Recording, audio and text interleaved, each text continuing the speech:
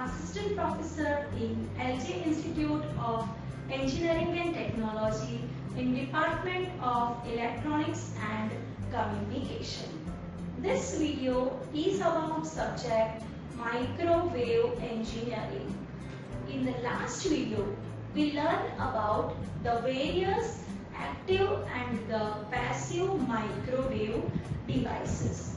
Now from this particular video, we are going to start the new chapter. It's a microwave measurements. Now as we know that microwave measurements in that we need to measure the various power, impedance, refraction coefficient and other parameters related to the microwaves. The microwave system, which consists of the generation of the microwaves through which the transmission as well as receptions of the microwaves through the microwave receiver. It consists of the two components. One is the microwave in the electric field and other one that is the magnetic field. The electric field, okay, it is the volt per meter we are measuring, and the magnetic field ampere per meter. So this way we have the electric field and the magnetic field, okay, and the measurement that should be required to measure all the components. We know that while we talk about the low frequency, at the low frequency the measurements, that's very easy, because in that we can do the open circuit, we can do the short circuit at any of the end, and we have the variety of the devices to measure all this thing. But while we talk about the high frequency, this measurement that could be quietly the complex one, because we cannot do the short circuit or the open circuit at the particular end. At the low frequency, we know that we can use the lumped element, okay, and we can identify those elements, we can connect it, we can measure the voltage and the current, and from the voltage and current you can measure the power. But at the high frequency, we may go for the use of the distributed element, and again distributed element, we can't do the open circuit, short circuit, and we know that the finding out the parameter that can be quite the difficult one. So in this particular chapter, we need to study about all the things, that is how to measure power in case of microwave, how to measure the VSWR, impedance measurement, frequency measurement, measurement of the cavity Q, okay, measurement of the wavelength. So these all are the things that we have to be careful while we deal at the high frequency. So in the low frequency circuit parameter such as the voltage, current, etc. that can be measured, and from this impedance, power factor and the phase angles that can be also calculated. At the higher microwave frequency, it is more convenient to measure the power instead of the voltage and the current. So directly the power measurements, the available devices, okay, we can do it. So property of the devices and the circuits at the microwave frequency, that is characterized by the S parameter, power, frequency and the VSWR and the noise figure. As we know that the S parameter, okay, the logic variables are the traveling waves, and using the incident wave, reflected wave, we are able to find out what is the reflection coefficient, what is the VSWR. So it may be the more easier to use the S parameter in finding out all the parameters.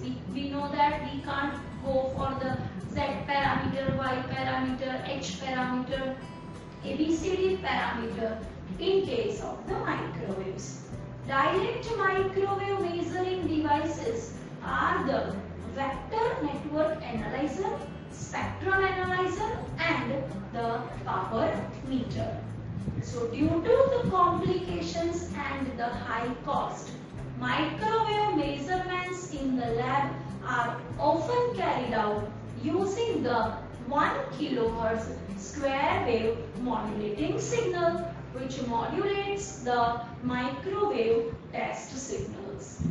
The important measurement devices are tunable detector, VSWR meter. Okay, so the tunable detector, why it is used?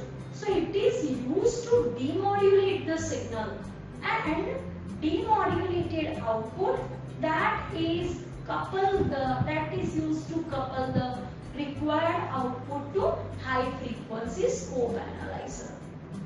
Low frequency demodulated output that is also detected using the non-reciprocal detector diode, which is mounted in a microwave transmission line.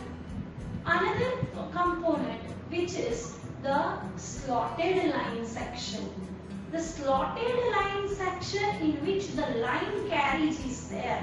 Okay, and it's the microwave cross section coaxial line connecting a coaxial E-field probe which penetrates inside a rectangular waveguide slotted section. The longitudinal cut along the center of the waveguide broad walls, okay, where the probe is connected, and via this particular probe, okay, the electric field, okay, that is the proportional to the probe voltage, we can also measure. So these are the main purpose of the slotted line with the line carriage. For determination of the location of the voltage, standing wave maxima and the minima along the line, and measure the VSWR and the standing pattern, the wavelength can be used, can be measured, the impedance, reflection coefficient and the return loss management that can be done by using the slotted line section.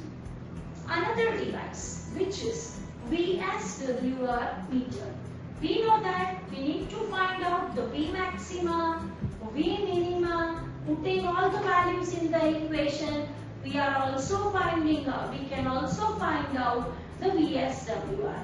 But directly the VSWR meter is available, which is a highly sensitive, high gain, low noise voltage amplifier, which is tuned at the frequency of the 1 GHz, of which microwave signals are modulated.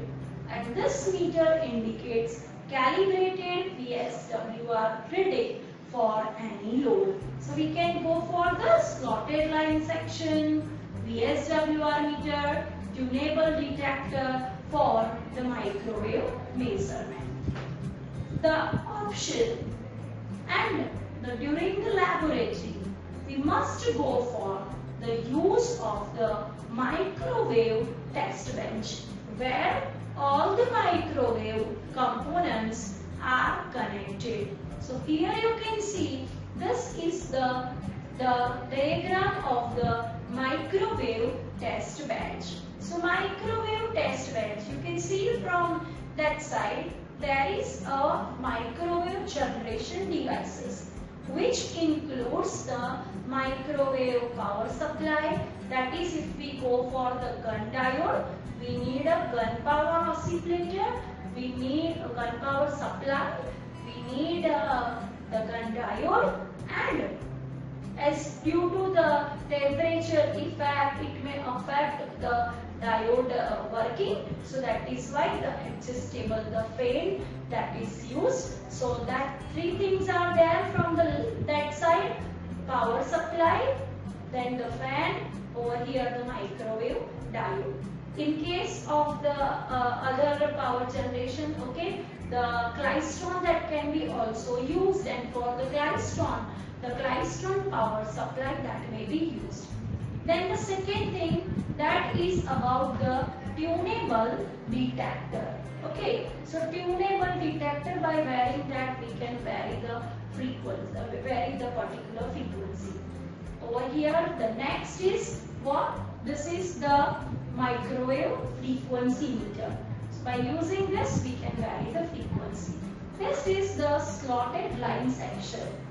It is over here, there is a slotted line.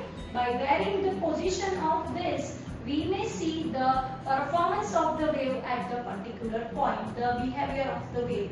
By which, so over here you can see that this is the tunable probe is connected, and this tunable probe that is connected via the coaxial cable through this VSWR meter. So this is by varying this particular the rotator, okay, you can vary the position and you can find out the V maxima, V minima of the particular waves. Here we can connect the VSWR meter. You can also connect the CRO, okay, and by which you can do the measurement of the particular waves. So this way, what we have the various, the component, okay, like the waveguide component, okay, we have the tunable detector, we have a frequency meter, we need other accessories like connecting all the components, the screws are required, then the matching load is required. So by connecting all the components,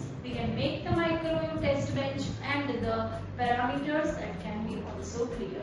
So this way, we need to learn about the measurement of the power, measurement of the impedance, okay, and the other parameters related to the microwaves. So in the next video, we will learn about all these things in detail. So thank you very much, everyone.